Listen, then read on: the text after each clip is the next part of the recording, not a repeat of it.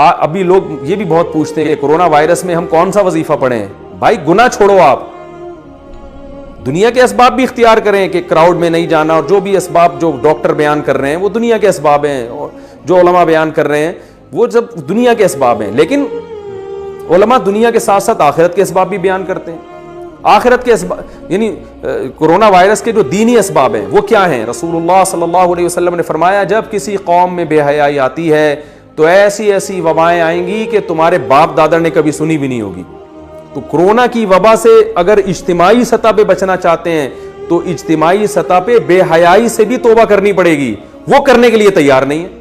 सुबह शाम फोन आ रहे हैं, कोई वजीफा बता दें, कोई वजीफा बता दें, कोई अबे तू छोड़ दे, एक गुनाह तो छोड़ दो भाई। तुम 100 गुनाह तुम्हारी जिंदगी में है तो इस वबा की वजह से एक सिर्फ तो तौबा कर लेना। अल्लाह मैं ये 100 गुनाह करता हूं, इनमें से एक को अपनी लिस्ट से जिंदगी से निकाल रहा हूं, शायद अल्लाह कुछ रहम कर ले। गुनाह एक भी छोड़ने के लिए तैयार नहीं है। वजीफों पे जोर लगाया भाई, हर काम में वजीफा चाहिए इनको।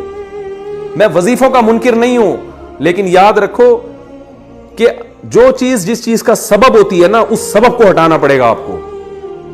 जब तक वो सबब जिंदगी से दूर नहीं करोगे वो मुसीबत नहीं टल सकती, और अगर टल भी जाएगी तो उससे बड़ी मुसीबत का पेश खैमा होगी।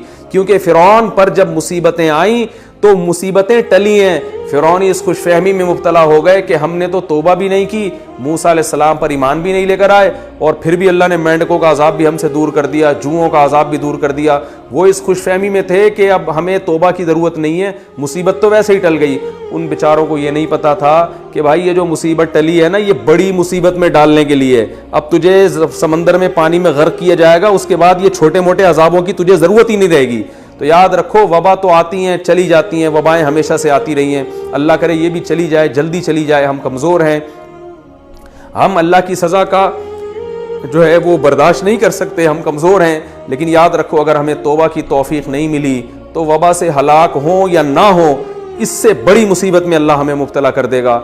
और अगर हमें तौबा की तौफीक मिल गई, फिर बेशक इस वबा में हम हलाक हो भी जाते हैं, शहादत का भी अजर मिलेगा, और असल कामयाबी तो आखिरत की कामयाबी है। तो फिर मरना हमारे लिए बचने से ज़्यादा कीमती है।